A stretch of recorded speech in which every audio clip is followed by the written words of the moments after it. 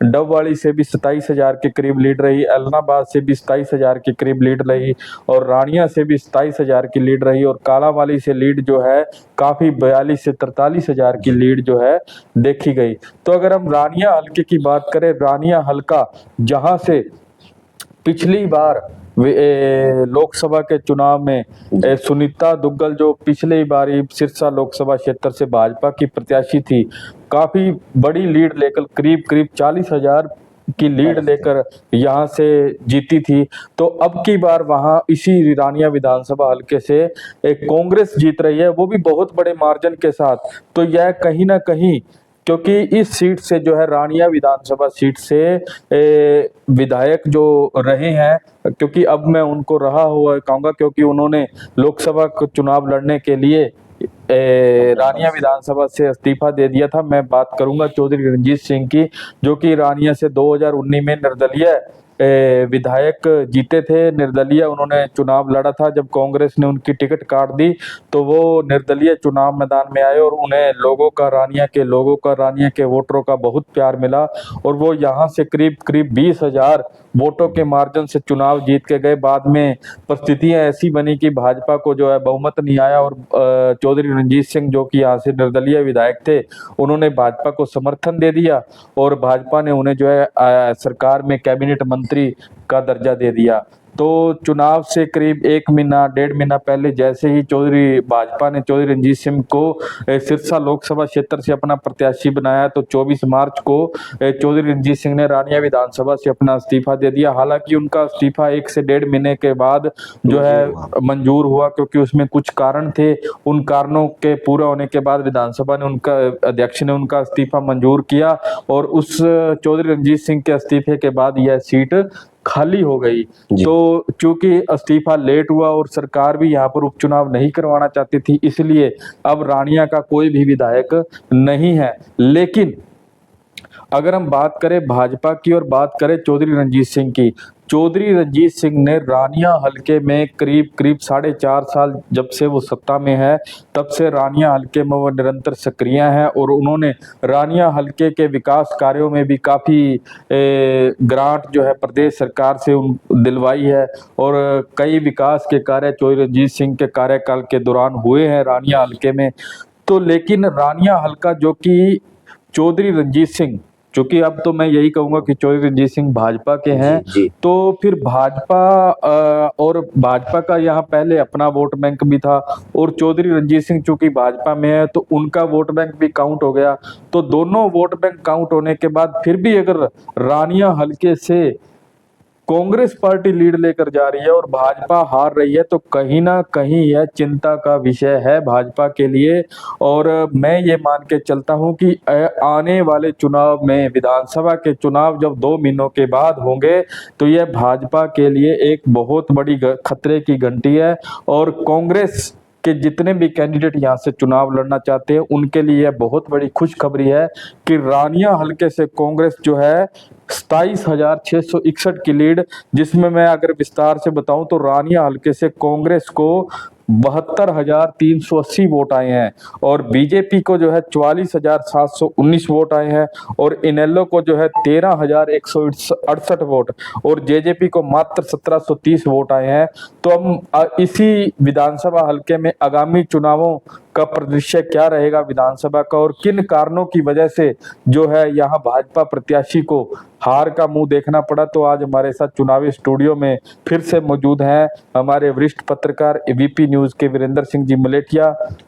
तो वीरेंद्र जी, आप क्या मानते हैं कि रानिया हलके में ऐसा क्या कारण रहा कि भाजपा पिछड़ गई और कांग्रेस आगे आ गई? हार का कारण खारिया का यह रहा जी, क्योंकि पहले इनेलो पार्टी का दबदबा हुआ करता था और पीछे जेजेपी पार्टी ने भी हरी चुनरी चौपाल का एक कार्यक्रम किया था, ध्यान होगा आपको, बहुत बड़ा कार्यक्रम किया था खारिया गांव में। वहां भी जब उस टाइम जेजेपी बड़ी अप थी और चुनाव में जीती भी थी, उन्होंने सीटें भी हासिल की अच्छे बहुमत से। और बाद में अभी इनेलो, कांग्रेस, बीजेपी, जजपा चारों के मतलब मार्जिन में ऊपर नीचे होते होते लग यूं रहा था अभी इनेलो का गढ़ है, इनेलो खारिया से जीत के निकलेगी।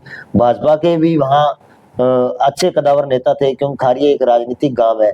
लेकिन अब की बार इनेलो का कुछ भी वहां बंट नहीं पाया और ना ही जेजेपी का। तो शैलजा के साथ पुराने साथी थे वो जुड़ गए और राष्ट्रीय लेवल की वो नेता थी, उसका एक अलग बेनिफिट मिला शैलजा को, तो उसके कारण शैलजा जीत हासिल कर पाई। देखिए खारिया जो गांव है ना, खारिया गांव अपने आप में एक राजनीतिक रूप से बड़ी विशेष पहचान रखता है। और खारिया कहते हैं कि रानिया की राजधानी अगर खारिया को कहा जाए तो अतिशयोक्ति नहीं होगी। खारिया गांव से जिसको प्रत्याशी को सपोर्ट मिलती है उसको रानिया हल्के में अवश्य ही जो है वो विजेता बनकर निकलता है, लीड निकलती है उसकी। तो खारिया में इस बार कांग्रेस को लीड आना बड़ा सरप्राइज सा रहा, क्योंकि वहां चौधरी रंजीत सिंह के वर्कर, क्योंकि चौधरी रंजीत सिंह भी जब भाजपा में चले गए तो उनके वर्करों ने भी वहां बूथ संभाला खारिया गांव का। तो माना यह जा रहा था कि भाजपा खारिया से अवश्य लीड लेकर निकलेगी, क्योंकि भाजपा का पुराना पेट वोट भी है खारिया में, और चौधरी रंजीत सिंह के समर्थकों का अगर वोट साथ में मिल जाए तो वहां भाजपा, अब जहां भाजपा 1596 वोट ही ले पाई, वहां भाजपा को लीड लेनी चाहिए थी, लेकिन रिजल्ट उल्ट आए हैं। तो यहाँ कहीं ना कहीं बहुत चिंता का विषय है। तो यह मानना होगा कि कहीं अगर चौधरी रंजीत सिंह खुद यहाँ प्रचार में होते तब थोड़े से आंकड़े और होते। और यहाँ खारिया गांव में जैसे ये कहा जा रहा था कि इनेलो भाई काफी बूस्ट करेगी, लेकिन वो चुनाव परिणाम इनेलो नहीं दे पाई। पूरे मतलब अगर रानिया विधानसभा के अंदर बात करें तो इनेलो को सिर्फ 13,168 वोट ही आए हैं। तो कहीं ना कहीं जो वोटर जो है वो सिर्फ कांग्रेस और बीजेपी को ही जो है वोट डालने में उन्होंने दिलचस्पी दिखाई।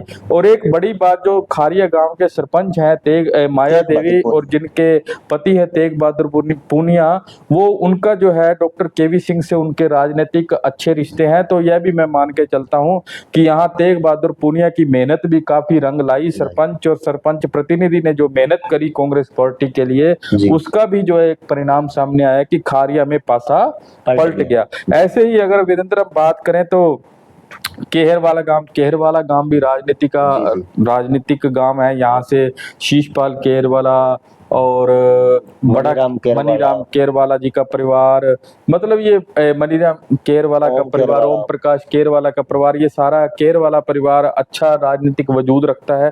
तो केरवाला गांव से भी जो है कांग्रेस जीती है। देखिए कांग्रेस को केरवाला गांव में 1400 वोट आए और बीजेपी को सिर्फ 813 वोट आए हैं जी। तो इसको लेकर आप क्या कहेंगे? इसका यह मतलब है सीधा सीधा, क्योंकि शिशपाल केरवाला जी वहां से विधायक है और पीछे मनीराम काड़ावाली से, क्योंकि उनका गांव शिशपाल केरवाला जी का केरवाला ही गांव है। और डॉक्टर गंगासागर केरवाला जी वो भी भाजपा से केरवाला गांव से ही है। दोनों में कांटे का मुकाबला लग रहा था, क्योंकि दोनों ही लीडर थे। और वहाँ इनेलो के भी काफी नेता है, जैसे संदीप गुदारा वहाँ का जो युवा नेता है वो भी अच्छी मेहनत करता है इनेलो के लिए। लेकिन विधायक होने के नाते काड़ावाली से तो मौके का जनता को जो विधायक होता है उससे काम लेना होता है, वो कहीं ना कहीं उनके साथ ट्यूनिंग मिलने के कारण वहां से केरवाड़ा से कांग्रेस पार्टी जीत हासिल की। एक बात वीरेंद्र जी मैंने ये देखी कि बनी गांव ने सबसे आश्चर्यजनक जो है रिजल्ट दिया है। बनी गांव जो कहीं ना कहीं, क्योंकि हम मान के चल रहे थे कि वहां बनी गांव में इनेलो काफी बूस्ट रहेगी और इनेलो को बहुत वोट मिलेगा, लेकिन बनी गांव के अंदर अगर हम आंकड़े देखें तो 2500 के करीब वोट वहां पर कांग्रेस ले रही है जी। और सिर्फ बीजेपी को वहां 1332 वोट आ रहे हैं, जबकि चौधरी रंजीत सिंह के जो समर्थक हैं, पूर्व सरपंच है राम सिंह सारण, उन्होंने भी बड़ी में भाजपा के लिए बहुत बड़ी मेहनत करी। और वहां पर कांग्रेस पार्टी के जो पुराने कार्यकर्ता थे और जो नए कार्यकर्ता थे, उन्होंने मिलकर जो है 2500 के करीब बनी गांव में कांग्रेस का लीड लेना एक बहुत ही मतलब आश्चर्यजनक है। क्योंकि बनी गांव जो बनी की सरपंच है वो नैना जोरड़, वो कहीं ना इनेलो से ताल्लुक रखती है। और वो पूर्व चुनाव, जब सरपंच के चुनाव हुए थे तब उनके बाद वो इनेलो पार्टी में विधिवत रूप से शामिल भी हो गई थी, लेकिन चुनाव प्रचार के दौरान कहीं भी हमने नैना जोरड़ को नहीं देखा। और बनी गांव में जो कांग्रेस का बूस्ट होना और इनेलो का माइनस होना और बीजेपी का वहां ग्राफ गिरना, तो ये सीधा सीधा है कि आने वाले इलेक्शन में भी बनी गांव के अंदर कांग्रेस, जो भी प्रत्याशी कांग्रेस पार्टी उतारेगी उसको बनी के अंदर काफी जो है रिजल्ट मिलेंगे। लोगों का पीछे, जैसे मनोहर लाल खट्टर की हमने बात की, मनोहर लाल खट्टर ने रानी हल्के में काफी जगह कार्यक्रम किए, लोगों की समस्याएं सुनने के लिए आए मनोहर लाल जी।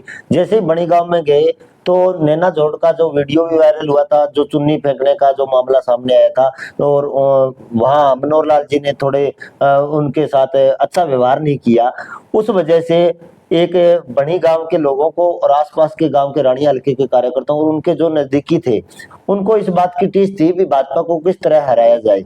वो उसका सबसे बड़ा इफेक्ट पड़ा, जो नैना जोड़ का साथ जो उसमें वो जो वीडियो वायरल हुई थी, उस वीडियो का बड़ा प्रभाव पड़ा, उसकी वजह से बड़ी गांव से भाजपा हारने का एक मेन कारण रहा। हाँ, दूसरा है, आप देखिए धोतड़, सुल्तानपुर या नानुआना, यहाँ भी देखिए कांग्रेस लीड कर रही है। धोतड़ की अगर मैं बात करूं तो 1257 वोट यहाँ कांग्रेस को मिले हैं, 773 वोट बीजेपी को मिले हैं। सुल्तानपुरिया पे देखें तो 940 वोट कांग्रेस ले रही है यहाँ से, और बीजेपी यहाँ से 525 वोट ले रही है। और नानुआना गांव की बात करें, बड़ा छोटा सा गांव है नानुआना, जी। यहाँ से 803 वोट कांग्रेस को पड़े हैं और आधे वोट ही सिर्फ बीजेपी को गए। तो इन 3 गांवों में भी कांग्रेस ने बूस्ट किया है। और हम अगर फिर इधर पंजाबी बेल्ट की बात करें, जो ये बेल्ट बबूर से शुरू होती है और लास्ट बड़ी तक जो पहुंचती है, उसमें जो संत नगर का गांव है, जीवन नगर का गांव है, यहाँ पे भी कांग्रेस ने अच्छा प्रदर्शन किया। तो मैं वीरेंद्र आपको बताऊं कि संत नगर गांव से कांग्रेस को करीब करीब 1200-1300 वोटों की लीड आई है। संत नगर में 2394 वोट जो है कांग्रेस को मिले हैं और बीजेपी को सिर्फ 1117 वोट मिले हैं। तो इन और जो है इन नेताओं की, स्थानीय नेताओं की मेहनत से, और टिकट के दावेदार जो है विधानसभा में आके टिकट के दावेदार, इन्होंने अपनी दावेदारी भी सभी ने मजबूत की, और इनका जो मेहनत से और वोटर को जो है इन्होंने बूथ तक पहुंचाकर कांग्रेस पार्टी के पक्ष में जो मतदान करवाया, तो इनका जो अब इसका लाभ जो है इन्हें आगामी विधानसभा चुनाव में मिलेगा। विधानसभा चुनाव में इनको लाभ मिलेगा। तो इसी के साथ हम अपने जो बात को विराम देते हैं और हमारे चैनल को सब्सक्राइब भी करें और वीडियो को आगे शेयर भी करें। धन्यवाद।